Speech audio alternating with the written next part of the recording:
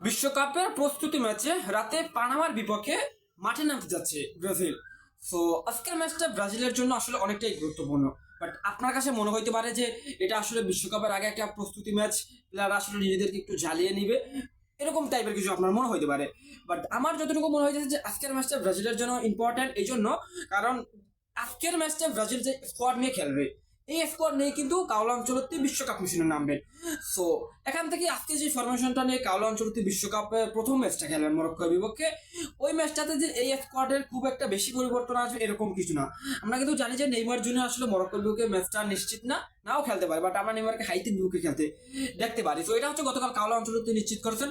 তো প্রথমত এই স্কোয়াডে মাত্র দুইটা জায়গায় পরিবর্তন আসতে পারে, সেটা আসলে ডিফেন্স লাইনে লিউ পেরেরা এবং ব্রেমারের জায়গায় হচ্ছে গ্যাব্রিয়াল মাগারেস এবং হচ্ছে মার্কুইনহোস। আজকে যে একাদশটা নিয়ে আসলে কাওলা অঞ্চলটি হচ্ছে আপনার পানামার বিপক্ষে মাঠে নামবে, এই একাদশটা এবং মরক্কোর বিপক্ষে যে ম্যাচে যে একাদশটা নিয়ে অঞ্চলটি মাঠে নামবে, এই একাদশটা খুব একটা বেশি পরিবর্তন আসবে না, শুধু ডিফেন্স লাইন ছাড়া। তো সেজন্য হচ্ছে আজকের ম্যাচটা অনেকটা গুরুত্বপূর্ণ। বিশ্বকাপের আগে এই ম্যাচগুলোতে আসলে ব্রাজিল কিছুটা পরীক্ষা নিরীক্ষা করবে। এন্ড আজকে হচ্ছে আপনার সেকেন্ড হাফ হচ্ছে প্রত্যেকটা প্লেয়ারকে পরিবর্তন করা হইতে পারে। ডিফেন্স লাইন ছাড়া হয়তো বা আপনার ধরেন ওইখানে ব্রেমার এবং হচ্ছে লিউ পেরেরাকে ছাড়া হচ্ছে প্রত্যেকটা প্লেয়ারকেই পরিবর্তন করা হতে পারে, জাস্ট বিশ্বকাপের আগে নিজেদের একটু ঝালিয়ে নিবে।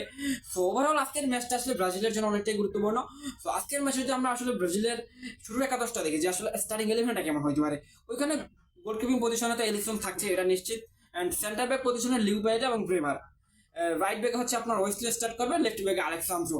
এবং আজকের ম্যাচের ফরমেশনটা হচ্ছে 4-2-3-1, এটা হচ্ছে আঞ্চলিক ফরমেশন। চারজন ডিফেন্ডার অ্যান্ড হচ্ছে মিডফিল্ডে হচ্ছে আপনার ব্রুনো গুইমারেজ এবং ক্যাসেমেরো আছে। তো এটা ছাড়া তো আমাদের কোনো অপশন নাই।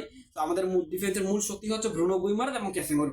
তারপর যদি আমরা আসলে দেখি যে উইং হচ্ছে লেফট উইংয়ে ভিনিসিয়াস, রাইট উইংয়ে লুইস এনরিকে, আর অ্যাটাকিং মিডে হচ্ছে আমরা রাফিনাকে দেখবো, আর ফলস নাইনে বা স্ট্রাইকার হিসেবে ওইখানে হচ্ছে মার্টিস কুনিয়া থাকবে।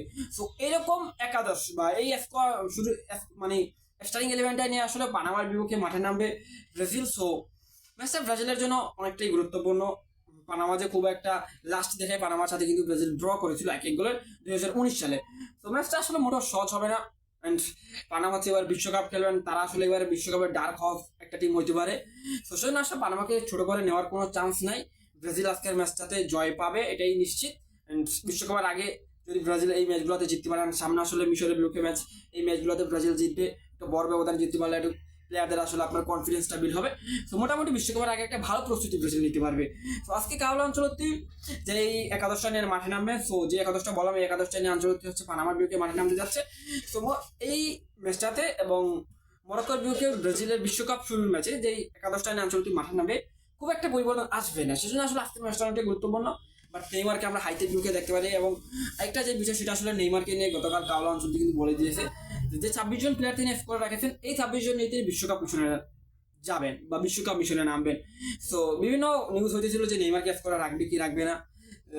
শেষ পর্যন্ত কাওলা অঞ্চলটি নিজেই সকল জল্পনা কল্পনা ধুয়ে দিয়ে কাওলা অঞ্চলটি নিজেই গতকাল বলেছে যে নেইমার জন্য স্কোর থাকছে এবং নেইমার আমার পরিকল্পনা খুব ভালোভাবেই রয়েছে।